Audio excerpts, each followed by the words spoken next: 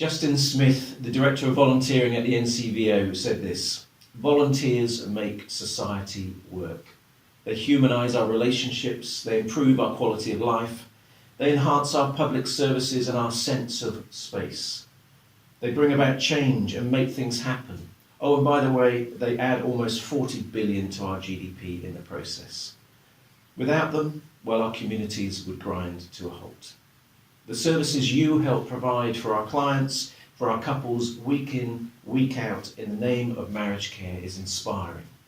We were reminded by Honor Rhodes recently that as relationship charities, we are immensely privileged. We hold the hope for couples in the best and worst of times." Here's what Alexandra said about the difference counselling made. "We've gone from being separated for 7 months to being back together and working together to make our marriage better." And Harrod said, "Marriage preparation gave us a better understanding of our motivations and why we can end up arguing at times. The session overall has shown me that communication is key. It helped me talking about our family background and the areas we want to bring with us and leave behind when starting our own family." Shane said the focus sessions made a really positive difference, gave us the chance to look at the marriage rather than just concentrating on the wedding day. Whatever your role, please know that your contribution to this generous, eclectic community really matters, that you really matter, and it is my privilege to serve you as we seek to fulfill our mission together. In the opening of Mark's Gospel, there's a little account of Jesus entering the scene for the first time as an adult in his 30s. Mark skips the birth of Jesus and the little glimpse we see of him when he was 12. Luke has that covered. And he chooses to start his account with Jesus' baptism in the River Jordan. I've been captivated by this account for a few months now and felt it was something I needed to share with you. If anyone was writing Jesus' performance appraisal at this time, they would probably say something like, "Jesus has been something of a disappointment in the role of the Son of God. Sure, he pulled in a few angels and wise men after his birth, but he's really done nothing since except upset his mother when he was 12. 30 years and he's not achieved a thing. No wonder he feels the need for a baptism of repentance." And yet, as Jesus comes out of the murky waters of the river, God the Spirit and God the Father tear apart the heavens and they reach out to him in love. And the Spirit rests on him as a dove and the Father declares, "You are my Son, the beloved, with you I am well pleased." Jesus has done nothing but submit to baptism, and yet he already is beloved and gives pleasure to the Father. All he has achieved is to acknowledge his dependence on God. This affirmation enables Jesus to start and complete his ministry from a place of loving acceptance, with the certainty that he is known and completely loved by God, secure in his identity as the beloved. But this affirmation is not just for Jesus, it's for all of us. You are beloved. I am beloved. You may feel that you've done nothing of note, or you may feel right now that you're achieving little in your life or your work with marriage care. You may have come to our weekend feeling empty-handed, and yet you're already beloved and give pleasure to God. We can go back to our lives and our work with marriage care with the certainty that God knows us, knows who we are, and loves us. A reality that is given to us, not achieved by our own effort. God would tear open the heavens and shout out to you, "You are my daughter, you are my son, the beloved, with you I am well pleased." And God waits humbly while we try and work out if this is enough. If we are brave enough to let God tell us who we are, then we are always and forever the beloved ones, alongside others, our clients, our couples, your fellow volunteers, equally beloved, and that is transformational. In an interview with The Tablet a few years ago, they reported that I am one of life's optimists, and it's true. I believe Helen Keller was right when she said optimism is the faith that leads to achievement and that nothing can be done without hope and confidence. We need hope and confidence to flourish in life, and it's why we encourage these qualities in our children. But blind optimism can lead to the delusion we often think about in the story of King Canute. The story most familiar to us is told in mockery of a king ignoring the reality of tidal forces. The more accurate story, however, is that King Canute's courtiers had mistaken his enduring hope and confidence for powers he simply did not possess. So Canute set his throne down on the edge of the shoreline to demonstrate the futility of trying to stop the tide of an unstoppable, inevitable event. With the tide lapping at his feet, he used it as an object lesson, declaring, "Let all men know how empty and worthless is the power of kings, for there is none worthy of the name, but he whom heaven, earth and sea obey by eternal laws." As a leader, this is a tricky balancing act. Did Canute's team experience waves of despair and insecurity when faced with this visual reminder of his humanity, this rather pessimistic approach to stopping tidal forces? Did they lose a little faith that day in their ability to overcome other forces that on the surface seem just as unstoppable? Sometimes it feels like there's no room for optimism. I lost a dear friend on Good Friday, knocked off his push bike and killed instantly by a car that didn't see him coming. There seemed no room for optimism at his funeral in the immediacy of grief and the loss for his family. The facts were he was gone and gone too soon. What is needed in these situations?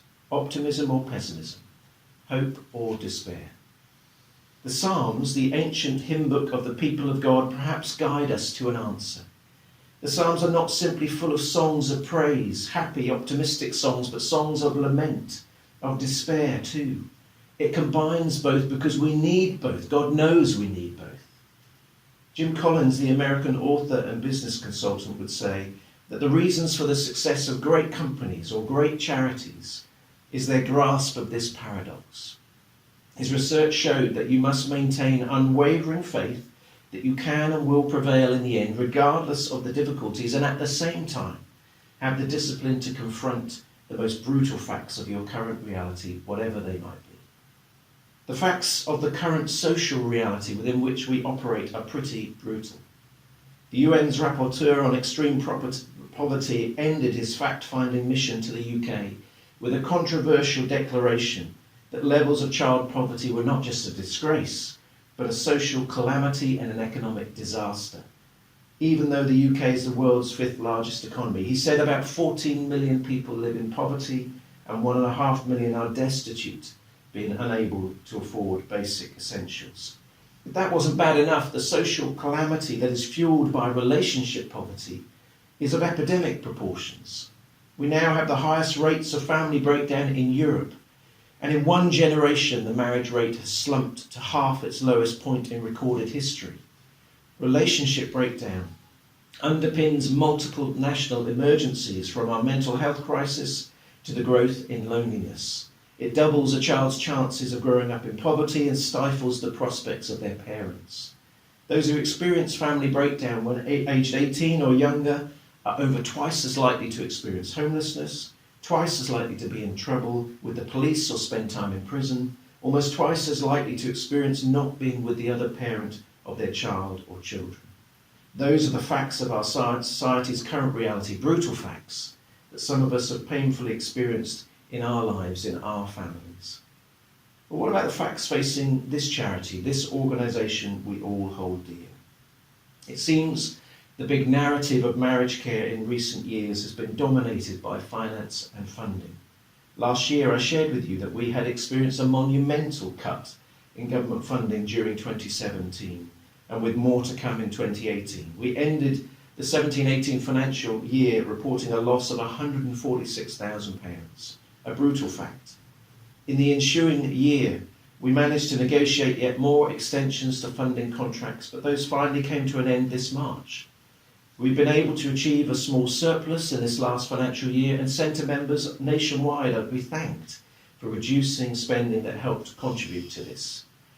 But in this financial year, that is to March 2020, will be the first time in decades that we will operate without any government funding, and we face the prospect of reaching an even greater deficit, a loss of nearly £230,000, diminishing our reserves by nearly 45%. You don't need to be good with numbers to realise that is not sustainable, and a brutal fact we must confront. Marriage rates remain at historic lows despite a small increase in 2016. Most couples are preferring to do so with a civil ceremony, and for the first time ever, less than a quarter of everyone who married had a religious ceremony. We have to confront the fact that fewer couples are getting married, and opportunities to increase the number of couples receiving marriage preparation are diminishing and time limited. This continuing fall in marriage rates, combined with changes in diocesan policies or parish support in some areas, has contributed to a worrying drop in the number of couples referred to us for marriage preparation. 270 fewer couples over the past year. The number of active volunteers has continued to fall by just over 70 in the last year, recording a 3-year low. Some centres have struggled to recruit, particularly with no initial training on offer for counsellors. Long-serving members have retired, precipitating what feels like a run of resignations as others follow suit. The fall in counsellors has contributed to a drop of 703 sessions over the past year, sessions that could have helped around 88 new clients. This is our current reality, facts we must confront, and within these there are some unstoppable tides lapping at our feet. We will need to move our thrones, we will need to change if we're to avoid being swept away. It's hard even for me to be optimistic in the face of these hard truths, but we can be, as the poet Wendell Berry put it, joyful though we have considered all the facts. Marriage Care is a great charity made up of amazing people with the ability and faith to confront the facts of our current reality and at the same time maintain unwavering faith that we can and will prevail in the end. We don't encourage our clients, our couples, to bury the pinches and crunches in their relationships, to cover over the negative cycles. No. We help them learn how to bring them out into the open, to confront those realities and at the same time maintain the hope that a secure emotional connection can be restored, can deepen and can grow. We can be joyful, though we have considered all the facts. Alexander Graham Bell once said, "When one door closes, another opens, but often we look so long at the closed door that we do not see the one opened for us." Marriage rates may be falling, but lifetime divorce risk for couples today is at its lowest since the 1960s. The huge fall suggests that this current generation of newlyweds are far more serious about their commitment and more open to seeking help. The pressure to marry is disappearing, and one of the results is that today's marriages are strong as their grandparents were. Is there room for optimism? Not much. Realism is the order of the day, but there is room for hope. Our counselling capacity may be reduced, but the quality of our work is improving, with 8 out of 10 clients saying they would recommend us to a friend, and 87% confirming they were extremely satisfied with the service they received. Cashless donations have increased, the average first session donation by £16 since 2017, whilst average cash donations for subsequent sessions have continued to rise. In the last year, the number of active marriage preparation facilitators grew by 23, with a further 51 trainees on the cusp of completing their practice days. This year, we will receive annual grant funding from Birmingham, Cardiff, Clifton, Hexham and Newcastle and Westminster of nearly £75,000 in support of our work in these dioceses. The number of Preparing Together courses grew by 68 this past year, and in dioceses where we receive the most active support, we are seeing growth in the number of couples being prepared for marriage. For example, bookings for Tyneside Centre courses are currently at 96 couples, with a space for a further 25, and in 2017, just 3 courses took place with 17 couples. 14 other centres have seen growth in the number of couples attending Preparing Together courses, and 13 have seen an increase in the number of couples attending focus sessions too. Only 4 weeks ago, we thought we would need to foot the entire bill for this weekend, but instead we have found sponsors who have contributed over £2,000 towards our costs, and that's in less than 4 weeks. Is there room for optimism? A little perhaps, but there is room for hope. CAFOD issued a press release this past week rightly celebrating the time given by its 6,500 volunteers, who in 2018 gave a total of 27,862 hours to help support CAFOD's work. In contrast, Marriage Care's 591 volunteers gave an estimated total of 58,716 hours. There is plenty of room for hope. That is incredible. And hope matters because without it there's no vision. Vision is an act that combines our insight and our foresight in perceiving and imagining the future. But more than that, it is the coming together of two things: a deep dissatisfaction of what is and a clear grasp of what could be. Vision begins with indignation over the status quo, and it grows into a determined and sincere quest for an alternative. Antoine Duexbury said this: "If you want to build a ship, don't herd people together to collect wood, and don't assign them tasks and work, but rather teach them to long for the endless immensity of the sea." Yes, there's work to do, an important task to complete. We will need to restore, repair, perhaps even rebuild the ship that is marriage care. But if we will only sail if we also long for the endless immensity of the sea. I long for a vision of a society where healthy, flourishing, lasting marriages and committed relationships are the norm. A vision in which marriage care is fulfilling its full mission potential, not out of despair over the facts, but a clear, joyful, hope-filled grasp of what could be. Why don't you just close your eyes for a moment? Let your imagination see the vision we hope for of the world that's waiting. Every night I lie in bed, the brightest colors fill my head. A million dreams are keeping me awake. A million dreams, a million dreams. I think of what the world could be, a vision of the one I see. A million dreams is all it's gonna take. A million dreams for the world we're gonna make.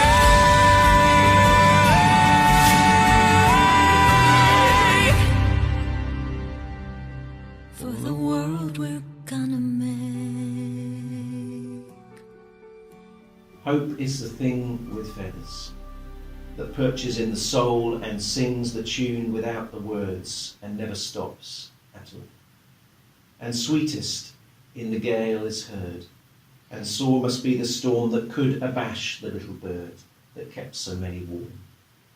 I've heard it in the chillest land and on the strangest sea, yet never in extremity it asked a crumb of me. Emily Dickin's poem reminds us that hope is ever present in the human soul.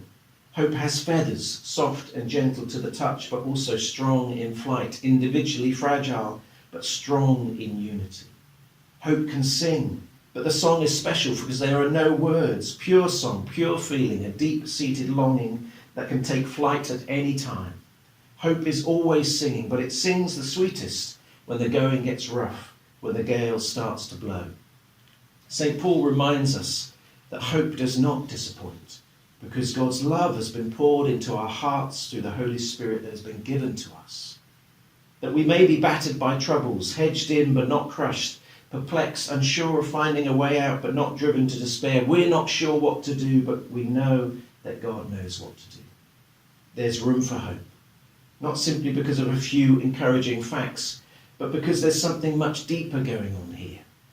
The faith foundations upon which this organisation rests tell us that if we are involved in a redemptive and profoundly significant work of love, that we were made by a power of love and our lives were meant and are meant to be lived in that love. Those foundations tell us that's why we're here. That ultimately the source of love is God himself, the source of all our lives, and that where true love is found, God himself is there. Jesus shows us that the way of love cannot be defeated because it is the deepest reality of the world, and so it is always hopeful, springing up in the most unlikely places. It can be infinitely patient because it knows that empires will crumble, tyrants will fall, abusers will age and die, but love will keep rising from the dead. Is there room for optimism? A little perhaps, but there is room for hope because the way of love at the heart of this ministry, this movement, is always hopeful. In the Bible is a book called Lamentations written by the Old Testament prophet Jeremiah. It's a pretty sad read. It's said that Jeremiah retired to a cavern outside the Damascus gate where through tears he wrote this book with Jerusalem, the holy city, laying in desolation before his very eyes. It's a very dark scene. And yet about a third of the way through the book, an amazing chink of light appears. The scene has not changed, the situation still looks hopeless, but it's as if the sun has broken through the clouds and Jeremiah lifts his head towards its warmth. He wipes his tears and he remembers, and he writes this: I will never forget this awful time as I grieve over my loss, yet I still dare to hope when I remember this. The faithful love of the Lord never ends, his mercies never cease, great is his faithfulness. That's why in marriage care we dare to hope. We dare to hope that we can change the culture towards relationship support in our nation. We dare to hope that transformation can emerge from crisis, that the most fractured of relationships hanging by a single thread can be rewoven within the safety net of skilled support, warmth, understanding and acceptance. We dare to hope that couples will be equipped with the skills and tools and strategies that will enable their relationships to strengthen and flourish as those bold, sacred vows come to life in the refining fire of commitment and married love. We dare to hope that future generations of children will benefit from having both parents around and confidently involved in their lives. We dare to hope that we will extend marriage preparation and relationship support within parish communities, together being a healing presence in those neighbourhoods. We dare to hope that a generation will break the cycle of family breakdown by simply investing in the skills and support needed to make relationships work. Hope has two beautiful daughters. Their names are Anger and Courage. Anger at the way things are, and courage to see that they do not remain as they are. We dare to hope for a future in which marriage care is fulfilling its full mission potential. We dare to hope for a society in which adults can build and sustain healthy, lasting marriages and relationships so that we can rebuild family life in our communities and our world.